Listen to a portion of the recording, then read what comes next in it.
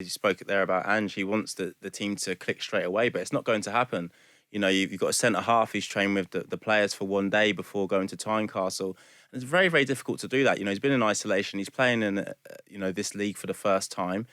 The Scottish League is a physical league, and he's only trained for one day, and he's playing against players who've been preparing for this since the start of pre-season. So there's going to be an element of allowing these players to gel together, and I think there has to be some sort of patience from the Celtic fans while this happens. You know, you can't expect it to be the Celtic of yesteryear and to click straight away. Everybody would love that as a manager, bringing in new players and it all clicks. But I think he is the right man for the job.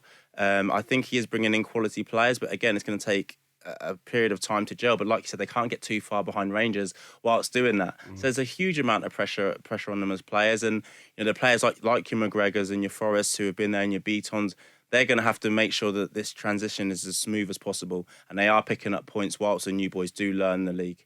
Did you have sympathy for Carl Starfelt? The fact he was just in the door, as Marv says, there was quarantine, there was travel, there was very little time on the training ground. He probably didn't know half the players' names, you would imagine. Yeah. Well, it's very difficult. I've got to say, I didn't think he played well. He didn't play well, Rob. I thought he had a poor game, and I hope that he gets that out of his system pretty quickly. But the fact that he's played for Sweden tells you something. He's not a dumpling. He's a proper footballer.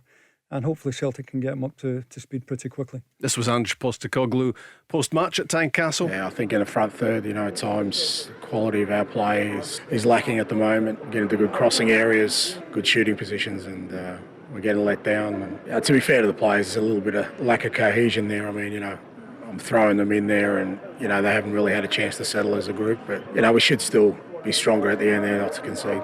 He's being very open and honest there, isn't he? Lack of cohesion, lack of quality. These are big phrases when you're into the rough and tumble of the season already. Yeah, but he's being honest. As I said, he'd have liked this business to be done a long time ago. He'd liked to have been a Celtic manager a long time ago.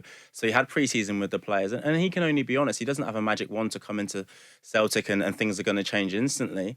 And there has to be a sense of realism about what's going on. And I think, he is just that. He is honest. He knows he needs players. He's came out and he said we need players. And he's also said there, listen, in the final third, things weren't clicking. But those players aren't used to being in and around each other.